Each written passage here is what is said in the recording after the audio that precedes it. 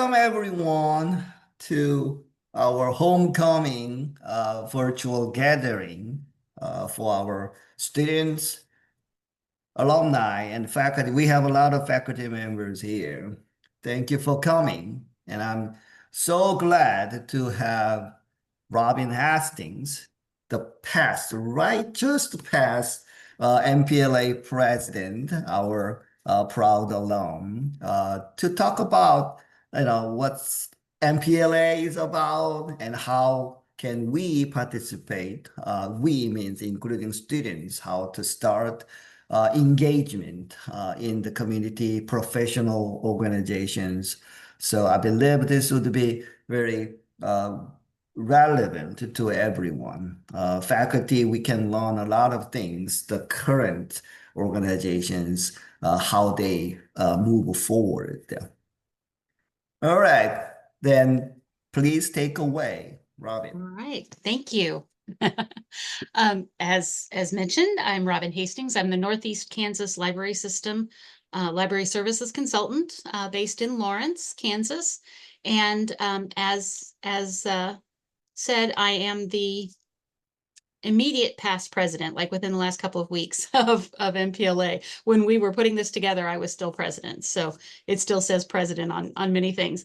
And so I wanted to talk to you guys about basically the benefits to MPLA, what I have gotten out of it, and what I think some of my my colleagues have gotten out of it, and what you guys can do. And we're not just going to, I don't want to necessarily limit us to MPLA, because while it's a fabulous organization, and I'm obviously a little biased, I'm also a member of ARSL. I'm active in KLA.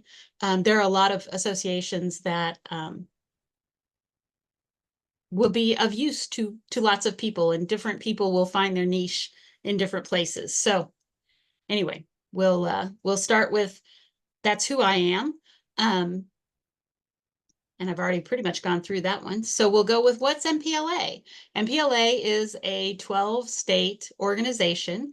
It covers the Western Mountain and Plains area. Basically, we don't have any West Coast states, but we go from Canada to Mexico and all the way to Kansas. I think we're about as far east as you get here. So all of these states are members of the Mountain Plains Organization. They're institutional members. So one of the things that I find really cool about MPLA is every year our conference piggybacks on the back of one of our state conference members. So this year we went to North Dakota, and North Dakota, South Dakota had a combined conference, which I think they usually do because they're smaller states. And MPLA made the third, so it was a tri-conference. And that was a lot of fun. It's a chance to go to different places and meet new people and see what's going on in areas around you, but not necessarily in Kansas. So MPLA has been around since 1948 is when it was created. There was a Kansan involved in the creation of MPLA. It happened in Denver, Colorado. But there was somebody there from Kansas who helped get things going. The reason for MPLA's existence really goes from a geographical organization to one that has similar problems and similar, hopefully, solutions in a geographical region. We're still very much defined by geography, but it's a community of problems that we can all attack kind of in similar ways because we have similar situations. So in the Mountain Plains residents. It's also, every state obviously has a state organization, but this is a slightly larger environment, so it can maybe tackle things that states might not have the money or manpower to tackle. And so we can take on things like, I'm going to talk about our Leadership Institute, which is a very well regarded or part of our organization. And then we can do other things that maybe a single state might find challenging. So Oh, sorry. So our 75th anniversary party started in Oklahoma. It was a conference in Norman, Oklahoma, and then ended in Salt Lake City, Utah. So spread throughout the entire year, and that was the year before this last conference. So we're at the 76th anniversary, I guess now. The MPLA is cheap.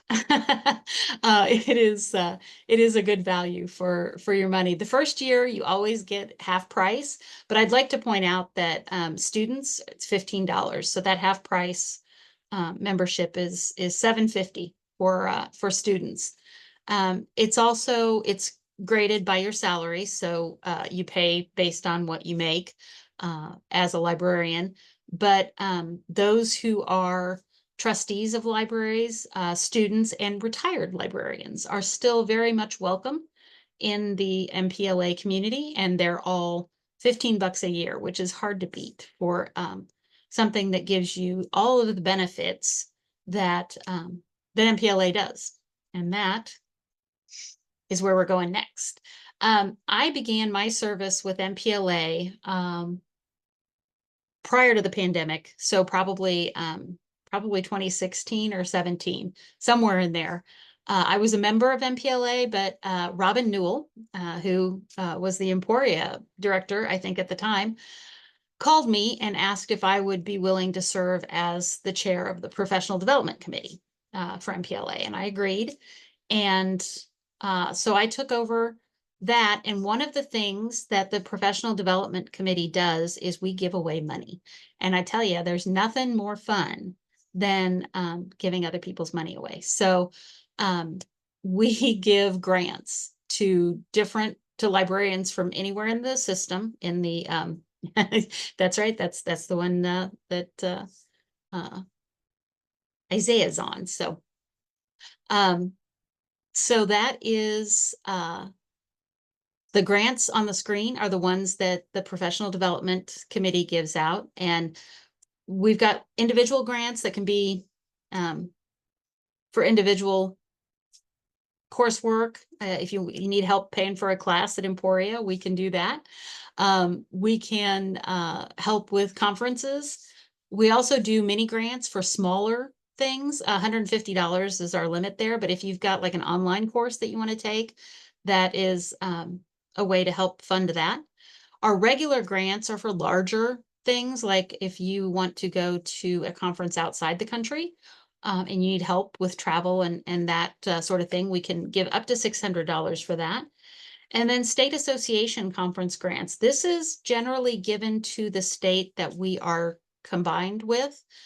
So not last year, but the year before when we were in Salt Lake City in Utah, we gave $500 for a pre-conference, and actually the CKLS folks came up and did it. So that was kind of fun that we were able to help support their trip to Utah, and the folks from Great Bend were our presenters.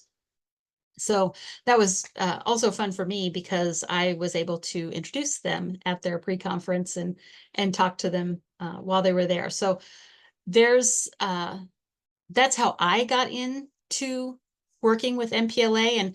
And I was talking before the session, because of my work with the Professional Development Committee, we actually ran the conference the year that we didn't have conferences because of COVID.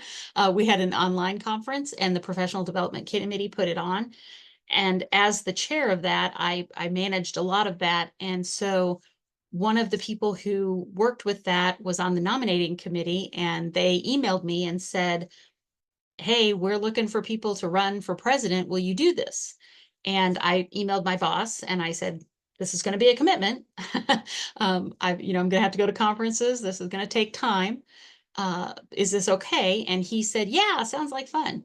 And so I said, yes, I would be happy to run. And then I found out I was running unopposed. And my first response was, well, I'm not super well known. So it's entirely possible that I won't win. And then I saw the ballot and it's Robin Hastings and other. And I was like, I'm bet you I'm going to win this one. So I did. And this became I vice president first. You go vice president and then past president. So it's a 3-year commitment. So it is a commitment, definitely, but it's also one that is very rewarding. And I will be talking about that as well. So one of the things that you can do once you get into MPLA is help out with committees. And there are a lot of different committees for a lot of different advice, or not advice, interests. Thanks. Forgot the word.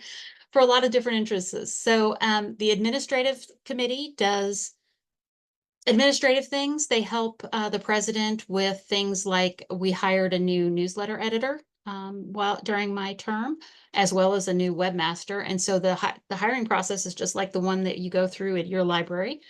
We had put out the job ad. We called the folks in. We interviewed them via Zoom, obviously, and then we chose one to hire. So the admin committee helped out a lot with that. The advocacy group is actually a committee that I started during my presidential year. We did not have an advocacy group before I started. It is in response to the things that are going on around us in the world. And what the advocacy group is actually starting, no, in December, I think, not next month, but in December. There's a 4-month, session series on advocacy, one a month, December, January, February, and March. And they are going to be having experts come in and talk about how to advocate for your library in your state. And this is led by folks who are doing the work on the ground. One of the folks that's doing it is from Wyoming, and he's been doing a lot. And then there are going to be more people talking as the session goes on, giving their experiences. And that's something that is open to members. It's not something that non-members can actually access right now, at least. So awards committees, those are fun, like professional development committees. They give away things. So that's a way to get to know people. Quite frankly, you get to know folks all over the country, or all over the region, because you're giving out various awards. And this year, as president, I handed out the awards, and I was able to give one to Gail Santee, who up until just very recently was the director of the Central Kansas Library System. She won our Innovator Award. And so that was fun. She wasn't able to make it to Grand Forks, but Mary Beth Schaefer, the director of the Grand Forks Library, did make it. And so I was able to give it to her, for her to give to Gail. So that's always fun. Bylaws and procedures is one of those committees you have to have for an organization. It's the smarts of the group. Whenever, as a president, whenever I have a question about what is and is not available to me, they're the folks that answer my questions. So very handy. We have a communications committee that runs our social media and does branding and style guides. They do a lot of the stuff there.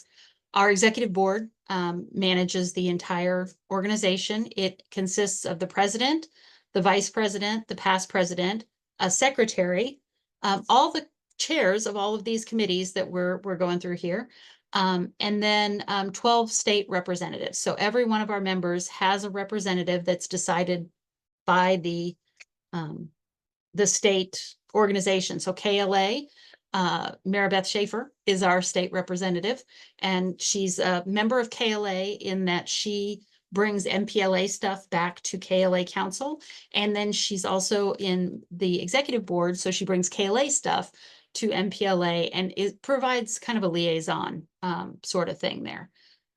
The Leadership Institute, I'm going to talk about that a lot more in a little bit, but that is like I said, a very well-regarded week-long session we have every other year for leadership, to do some work around leadership for folks who are not necessarily just starting out. One of our one of the kind of things that's a little bit more, it's a little different than other leadership organizations and workshops, is that we are aimed at mid-career librarians.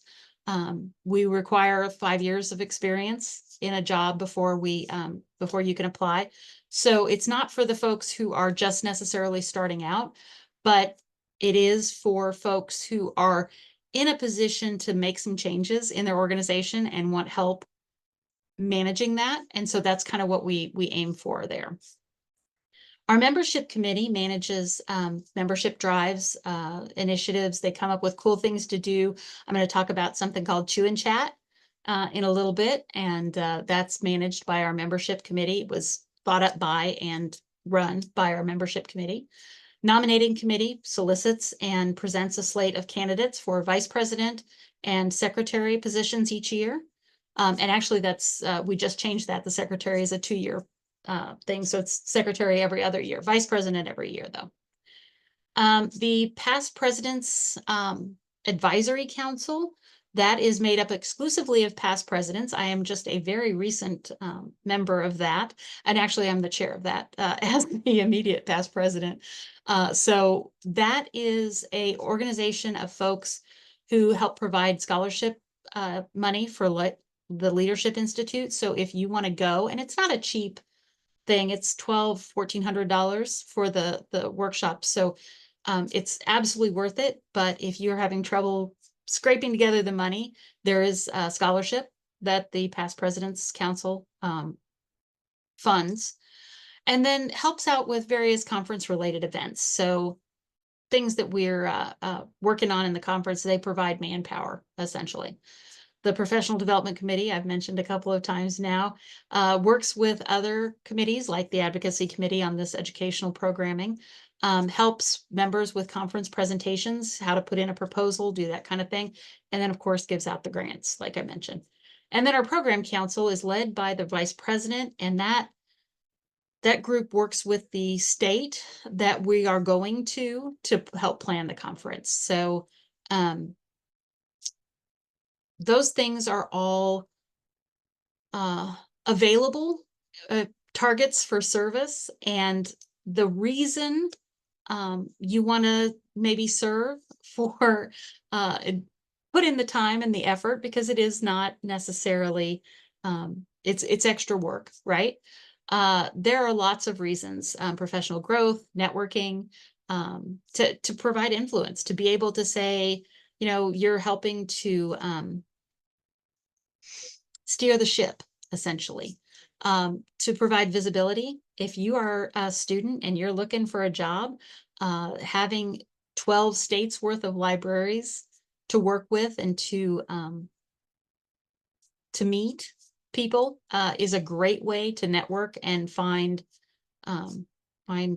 leads. Because a lot of times, especially in librarianship, it seems like it's very much a very small profession, and so it helps to know folks, because they can be your eyes and ears for finding jobs that might not make it out onto job boards and that kind of thing. Giving back, I think, is something that a lot of people want to do, especially as librarians. We're very service oriented. What for me is a big reason for my service with MPLA is it helps provide a purpose for my my work, and keeps me involved in a community that's larger than just my state. And so that really helps keep me motivated. And then access and just fulfillment. You've got access to other people, you've got fulfilling work that you can do. And this is not just MPLA. This particular slide is valid for serving in any organization: ALA, KLA, ARSL, the Association of Rural and Small Libraries, or MPLA. So any place you can find a home. These are some great reasons why you would want to serve on some of those committees that are available. There are also a whole bunch of benefits to membership in MPLA specifically. the service opportunities, obviously, we've talked about. There's also that membership committee-led program, I guess is what you'd call it. It's Chew and Chat. It happens once a month, generally on the third Wednesday of the month in Kansas. It happens at 1. In Colorado, it happens at noon, and in New Mexico, it happens at 11. But it happens over lunch, hence the chewing and chatting. And this got started during the pandemic when people weren't able to meet in person so much. So it's kind of a get together of librarians who have questions, have things they want to talk about. There are topics most months. The November topic is addressing staff burnout, choosing your yes. So for people who maybe feel like they take on too much, there will be someone, and actually I don't know who's actually leading that one. I didn't check. But there will be someone talking about handling burnout and how to decide what you want to do without flaming out in a big burnout. And then in December, celebrate ourselves. So we're going to talk about all the great things we've done in our libraries. So if you want to get together with folks and find out what's going on all around the region, that's going to be a great month to join. And it's absolutely free for members. It's also actually free for non-members. So this is one of those things that non-members can do and kind of dip a toe in the MPLA waters before they sign up their, $15 if they're a student, and become part of the group. We have a job line, and it is free for folks in the organizations in our 12 states. So if your library has a job and you want to advertise it fairly widely, you can send it in to the job line at MPLA, and I noticed the URL is in chat, so thank you for that. But if you can send in the job and it will be submitted. If you want to advertise a job that is outside of our organization, it does cost, but people do. They are looking for good librarians, and MPLA is the source of good librarians. So you will see jobs that are outside of the region, but still close enough to, not be a huge stretch. And then award opportunities. I mentioned the MPLA Innovator Award went to Gail Santee this year. We also have a few other awards. A Literary Contribution Award we actually gave to Louise Erdick. She has written a number of books, one of which mentioned the librarian from Haskell, who is in Lawrence, one of our local Lawrence librarians. One of her books mentioned her. She showed up in the book because Louise had come to Lawrence to speak, and they had met. So that was just kind of a Kansas aside there. But we also have the Library Champion Award. It's just for someone who supports the organization, and that went to Brenda Standiford this year from South Dakota. Val Nye won for Distinguished Service Award. She has written several books. The Intellectual Freedom Manual she's helped with that. So she's given a lot. And then Nathan Camp won the Beginning Professional Award. He is a librarian in New Mexico who has jumped into, he's a fairly new librarian, but he has jumped into MPLA and is helping do lots of different things. So those awards are all available to MPLA members only, except for the Literary Contribution Award. That one we don't require you be an MPLA member, but we do ask that whoever gets it has either ties to the region or the books are set in the region. So MPLA, if you look around, the first thing you'll notice if you go to our website is there's a big rubber duck on our banner, and that is a artifact of our MPLA hot tub roundtable. We have committees. We do not have roundtables. We do not have divisions like you do in KLA. We've got sections. But we do have a hot tub roundtable, which is honestly just started in 2009 as another way for MPLA folks to get together. We do like to socialize. So it generally meets near a hot tub in the hotel, the conference hotel. Occasionally people will jump in the hot tub, but not always. But if you're going to be in a hot tub, you need a rubber ducky. So we started bringing rubber duckies, and now they are a standard feature of our conferences. I brought a bunch of rubber duckies this year, and we gave them out at the hot tub. We gave them out at the presidential reception that happens in the president's suite. We put them on, as you can see on the slide here, we put them on our table to give away to folks who stopped off to see our table in the conference. And I would also like to point out that the quilt on that table is made out of bandanas that we also give out every year. Every year is a new design, and those are ways for MPLA folks to identify each other in the hallways and around the conference. So you always can find somebody from MPLA just by finding somebody who has it wrapped around their neck or their hair. Maribeth always manages to get it in her hair. And makes it look so much cooler than I ever could. But you can style it however you want. But there's lots of things that you can grab and that will help you fit in.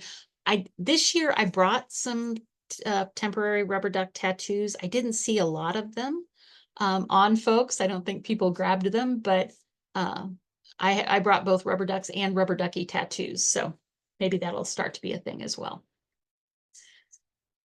And I talked a little bit earlier about our Leadership Institute and how it's kind of aimed at mid-career or early to mid-career librarians, as opposed to just immediate librarians. And this is a group of people. It's 2 people from each state are chosen by the states.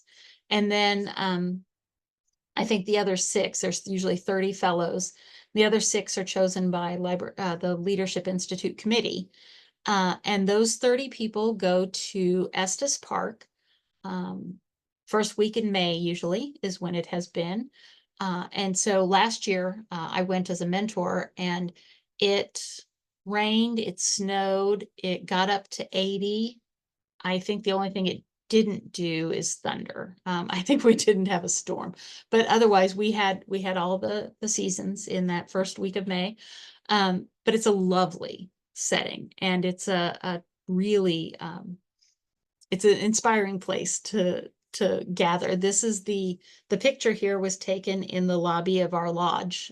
We all stay in the same lodge. We have our own rooms, but we stay in the same lodge. And I thought this was interesting because I am there kind of towards the right back, but in front of me on the floor in the boots and the black shirt is our current president. So both I was vice president at the time, and she was gearing up to run for vice president. So the Leadership Institute is a way to get some advice, get some knowledge, and get some experience with leading in libraries. It started the April 21st, 2001 board meeting is where the idea first came up at MPLA. And it took a few years to get going, but it has been going about every other year ever since then. For the most part, we started in Ghost Ranch, Arizona, but for the most part, it has been at Estes Park the last few years. And that's been, like I said, a really good place to go for us. It is a way for MPLA to identify and grow leadership within the organization and within our states. So the folks who go to this are not necessarily they're not necessarily going to be the next president of MPLA, despite the fact that two of them are in this picture, but they are going to be available for KLA to become leadership candidates for KLA. I believe Valerie Lemereau is also in this picture. She's kind of over a little bit farther to the left. She was in my cohort as well. And she was the leader of the public library section for, she was president of public library section at KLA. So you get a chance to learn all kinds of new things.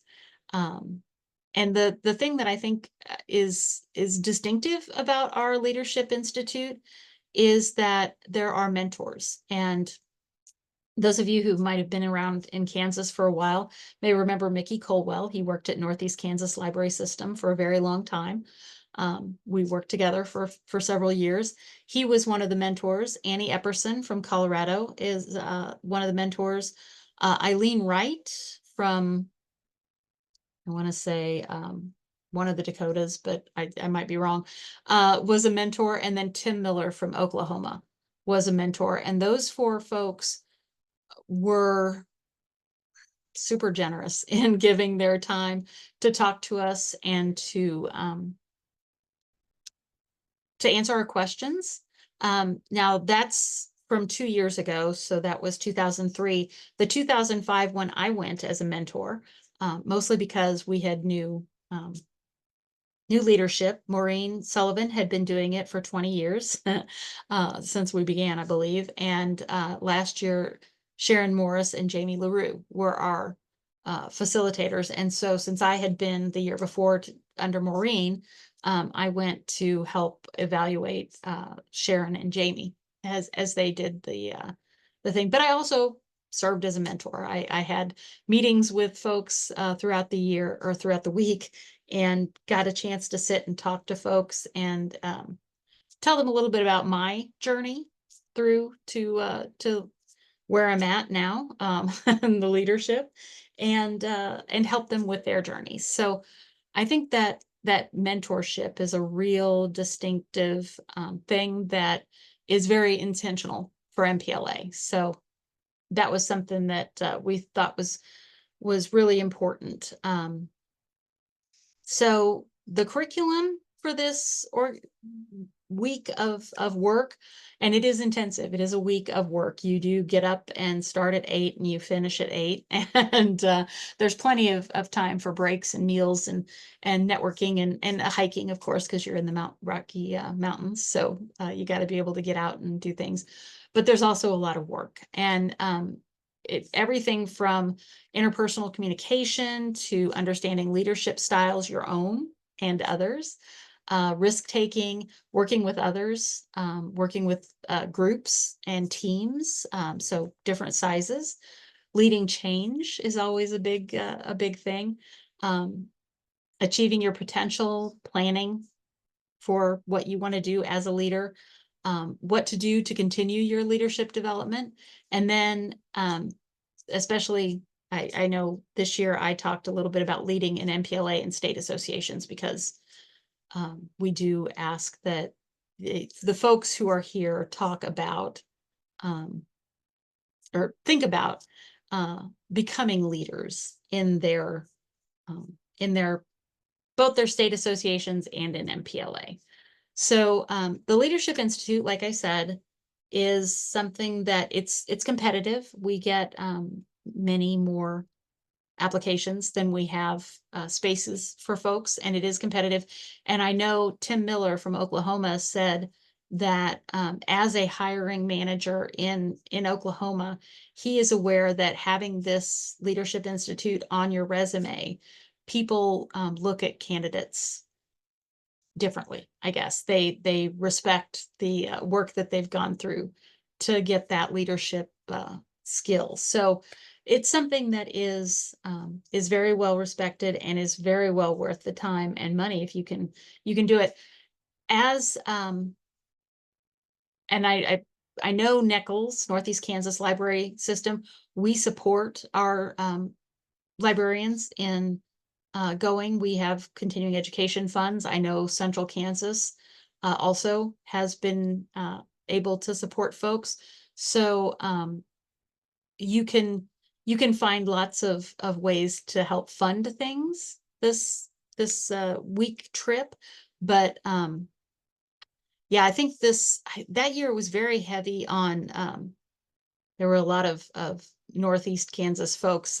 Scarlett from Topeka, Scarlett, oh, now I can't think of her name, last name, and Valerie, and there was Anne from Johnson County. I think Shanna from South Central was the only other person from Kansas who wasn't from Northeast Kansas that year. But there are lots of opportunities and lots of ways to get there. So I ran through that. I know at one point I was talking fast, but I was hoping for 40 minutes and I almost made it. We were aiming for that. So the URLs for MPLA .us and then emails for me if you have questions, you want to ask me anything privately, that's fine. Otherwise, I am open for questions now. That's I have a wonderful. question. Hey, Kathy. Hi, Robin. Now, maybe you said this, but so if you want to do the Leadership Institute, you apply. And then if you're selected, how much does it cost? Did you say? It's $1,200 to $1,400. I think the difference is whether or not you room with somebody. And something I have noticed is I don't think anybody this year actually had a roommate. Everybody paid the extra $200 to have their own room. Because, post COVID, it's just a different world. And so I don't know how that's going to change. If everybody just gets their own room, it may just be a flat fee. But yeah, it's around $1,200 to $1,400 for a week. It covers room and board, 3 meals a day, all of the materials, and you just have to get yourself to Estes Park. That's not a hard thing to do. No, it's beautiful. And especially from Kansas, it's, I mean, I probably got the longest drive. Valerie and I actually drove up the year I was a fellow, and it's a gorgeous drive. So, Yeah. I have a question. mhm. I know that you talked about that more so this is geared towards people who are kind of further in their career. What benefits does MPLA have for people who are newly into librarianship? This is my second semester and I haven't really worked in libraries. So I was wondering, I haven't joined any associations yet. So I was wondering what benefits do new students have towards joining these associations? Sure. Like I said, the networking, just meeting people who are going to be hiring in libraries when you graduate, is a great benefit for brand new librarians. Learning, I think the service part where you join a committee and then maybe you become the chairperson of that committee, you start to learn skills that your job, I mean, one of the first things I have done as a librarian in most of my jobs is to be told by my boss that I'm now chairing a committee for something at work. And so you get to learn how to manage that kind of thing in a very low stakes way with a lot of support. I think I noticed as I was talking a lot about all the help that those committees gave me as president, the bylaws committee and all those. There's just a huge amount of support for whatever it is you want to do. And so you have a very low stakes way to kind of learn new skills and get new experiences. And then when you do graduate and you get your first job, you've already done many of the things that your employers are looking for. And so you can talk about how you've already gotten some of those skills. Thank you so much. Do you mind if I ask one more question? Sure, no, go for it. Okay, I didn't want to take anybody else's time. I noticed a lot of the conversation was in Kansas. I'm halfway in Kansas and in Nevada.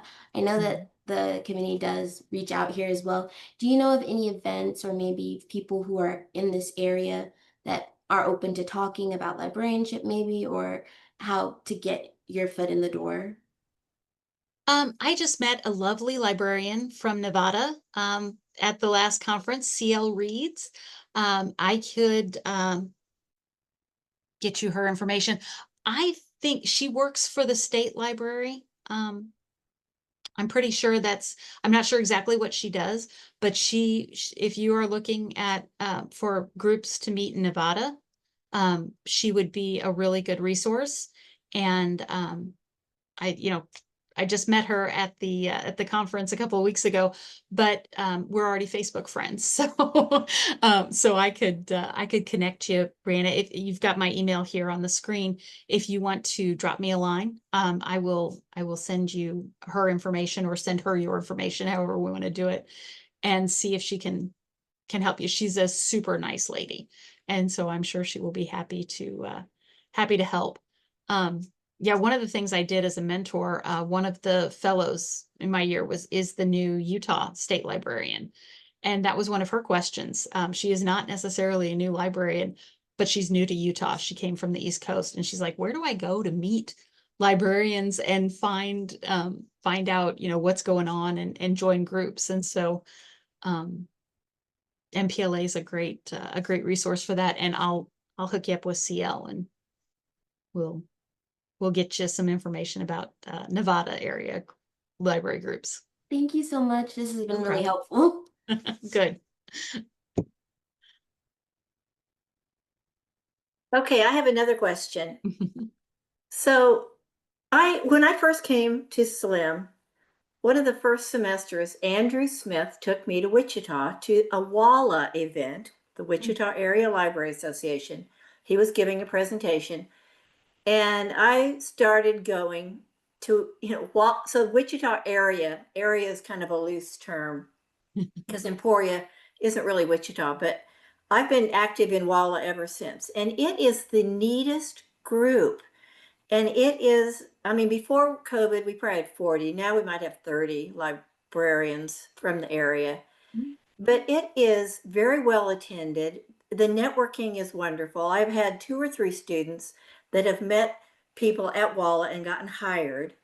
And, KLA is often in Wichita. So I would be sitting at our booth and I would be talking to someone, and then Woosub would say, well, how do you know that person? I go, WALA. And then, I mean, it was just WALA, WALA, WALA. And finally, Woosub said, why don't we have a WALA in Northeast Kansas? I mean, there are so many librarians in the Kansas City, Lawrence, Topeka, but we haven't really gotten it, I don't know. I don't know if Woosub, I don't know if you started talking about that before COVID, Yeah, but we but just it's a never very, I really, mean, I would say Wala is very unique yeah. group.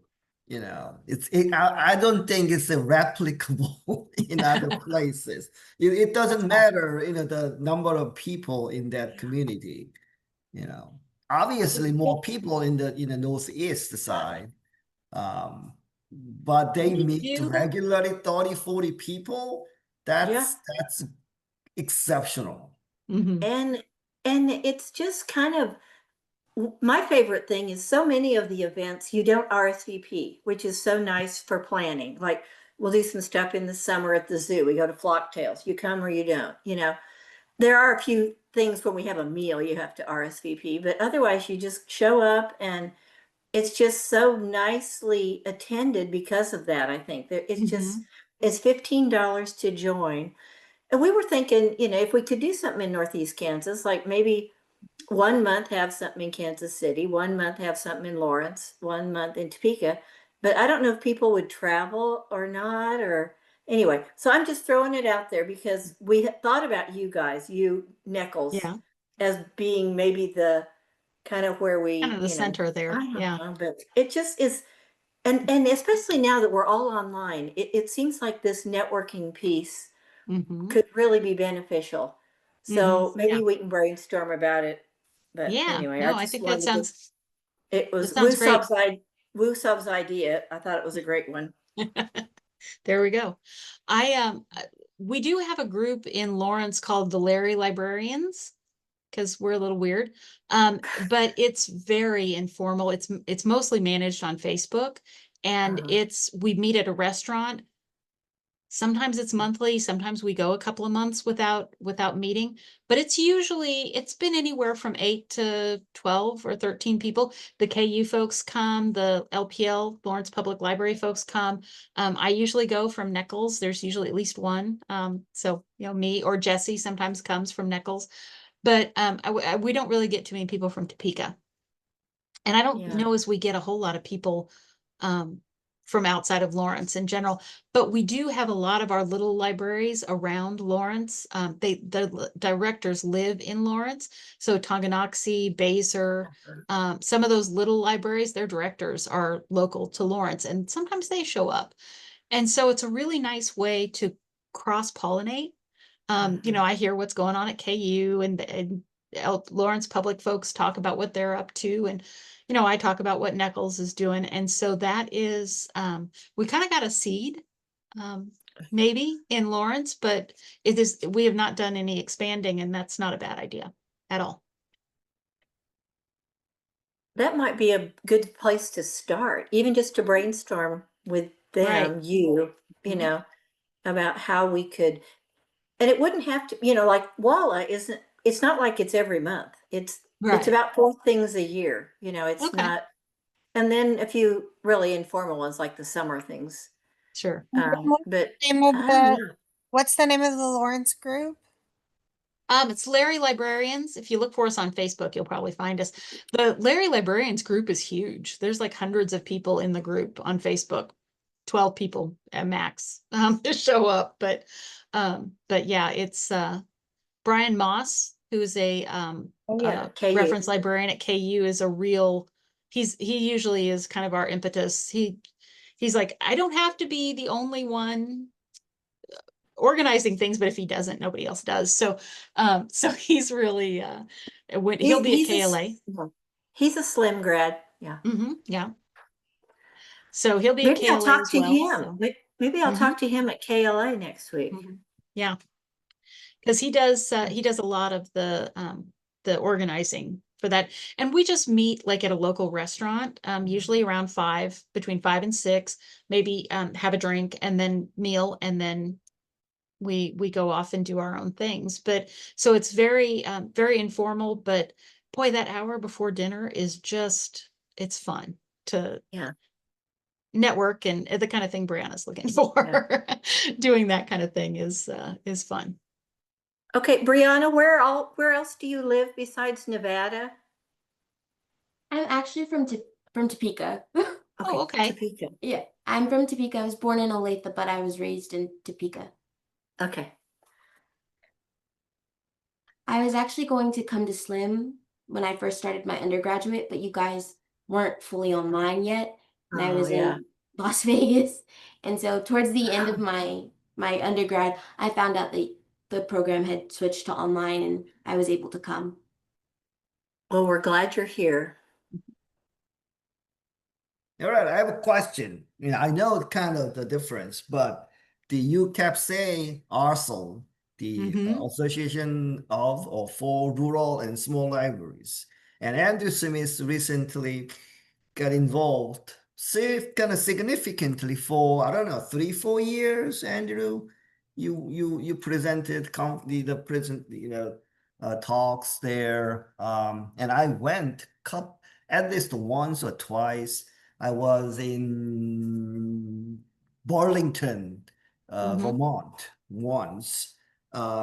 So what is ARSL, the difference from MPLA and other area association like a PNLA, Mhm. and I think there's a Southern States thing too, right?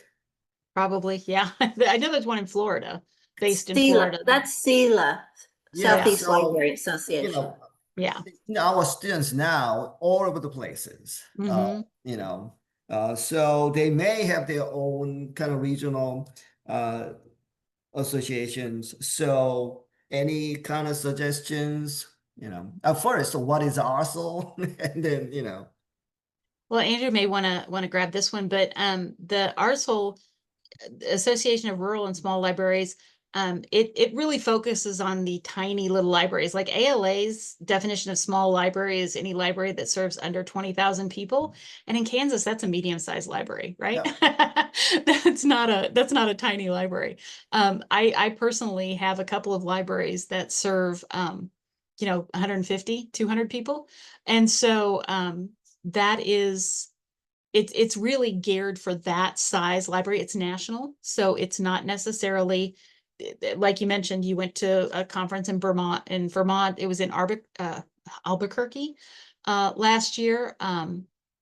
So it goes all over the country, but it's MPLA is multi-library type. So we've got academic libraries, we've got public libraries, special libraries, focus on state libraries. We've got a lot of state libraries who are involved.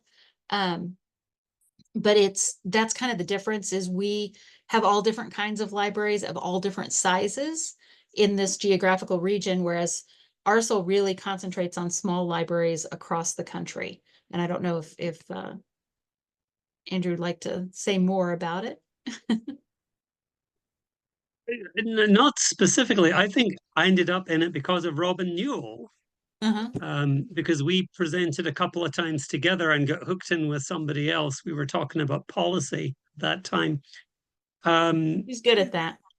It was, it was very interesting, but it's the one thing that's really difficult, and this really was my question, is, there are limits to how many places you can be involved. And especially when I look at a lot of the organizations of which I am a member, and most of them now are seeing many fewer people involved. Or if there are people there, there are many fewer people who are willing to step up and do the work. So it's really problematic. And this is not confined to libraries. This is any organization, actually. And it's not confined to the US either. I see that as well back home in Britain. But how do you see, or what do how do we promote things like MPLA and ARSL at the same time as maintaining KLA and CULS and these smaller parts, as well as the larger organization? Because of course, ALA itself is seeing exactly the same thing. Sure. So where's the balance? How do you see these working together? I am incredibly lucky with my job. Northeast Kansas Library System supports my work with all KLA, MPLA, ALA. I'm on a couple of committees at ALA. I'm on a committee at KLA. And then, of course, the last year and a half, my presidential term was actually 18 months because I'm an idiot and didn't look to see. We go from one conference to the next, and the Utah conference was in May, and the South Dakota conference was in October. So I had an 18-month presidential term, which was a lot, but they were incredibly supportive of the time that it takes to support that, because you're right, it is a lot if you're really involved in all these organizations. And I don't know, doing things like this raises the profile, hopefully, of MPLA a little. Where our new president is incredibly competitive, and she's determined to make New Mexico the highest number of members. So we every month or every quarter, when we have our board meeting, our executive secretary tells us how many members we have from each state, and she's like, "I'm going to get New Mexico up there." And I was like, "You just wait. I'm gonna be doing this in Kansas. We'll see how many Kansas members we get." And so, there is a bunch of just opportunities like this to get the word out. But yeah, there's only so much of us to go around. And I'm not sure, like you said, it's a societal thing. People aren't joining like they used to. And I think we're seeing that in civics as well, where just people are just not joining. I mean, Rotary Club and all those are losing members. So I certainly don't have the answers for that, but I think it's really important, especially, and I'm loving seeing students here, because you guys are the ones who are going to go out and do this stuff and be part of these associations. And I think it's so important for you to understand how valuable it does take a lot of effort to maintain these organizations and to do the work, but it is so valuable for you and for the profession. And so preaching that is the best I can do. Uh, Robin, can I ask you real quickly a question kind of relating to promoting MPLA to students and early career librarians? Because there are so many opportunities, and I'm glad you mentioned the community building function of it, which is very important. But I was curious about the grants, because there are a bunch of grants you guys offer on all walks of life. But it may be difficult for, a graduating student to understand, okay, where do I start with a grant idea, unless they have this very inspirational boss or colleagues, perhaps. So do you have like samples of like past funded projects, something like IMLS used to have, or Sure. I know you have grants, descriptions, but do you have samples that students can look at? That is a really good question. I know we have them, just, in our Google Drive, but that's actually, if we don't, we should. And thank you for that. I will, I'm not the chair of the professional development committee anymore, but the guy who was my co-mentor at the Leadership Institute. So if I poke him hard enough, he'll maybe make something like that happen. So yeah, the just having samples, because we try to make it pretty low effort, these grants, but you do have to fill out an application, and we don't want it to be onerous, to do this, but it's also, we have to know what you want to do so that we can evaluate and choose the best ways to spend our money. And I'm doing the budget this year. That's the past president's job. And one of my goals is to funnel more money into PD. So hopefully there will be more grants, even more chances to get that money. So yeah, no, that's a great idea. We do not have anything like that I'm aware of, but it's a great idea, and we'll see what we can do. Thank you, Stan. All right, thank you so much again, Robin. And I heard that the Leadership Institute has a kind of rituals or happenings.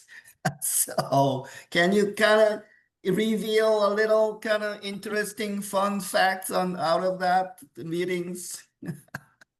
Well, yeah, there are, because we go to Estes Park, there is the Estes Park Library is kind of our local library. I've been there 4 times now. I'm talking to him about getting a card.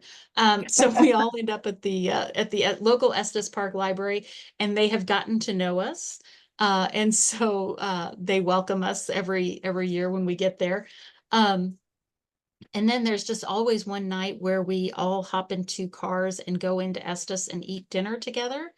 And the year I was a fellow, there's a pizza place that has robot waiters.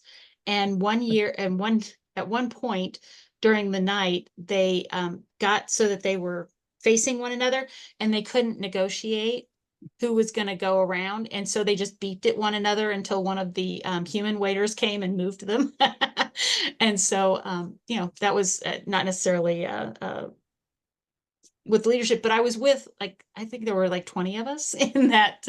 It was mostly Leadership Institute folks laughing hysterically at these two robots who just could not figure out who had priority and which one was going to give way. It was great fun. But there's always a night out in Estes.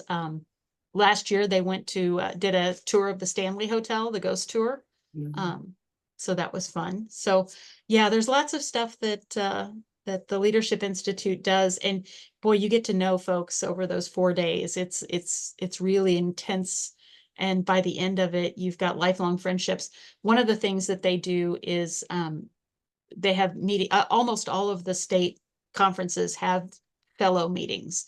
So previous fellows will get together. Happened in Grand Forks. There was a breakfast for this year's fellows. They got together, and the relationships continue. All right. Again, thank you so much. Thank you. Thanks for Thank you, inviting Robin. me. Thanks. Okay, everyone, have a good night. Thank you for coming. All right. Yeah. Yes. Thank you. Okay, bye. Bye-bye. Here we go.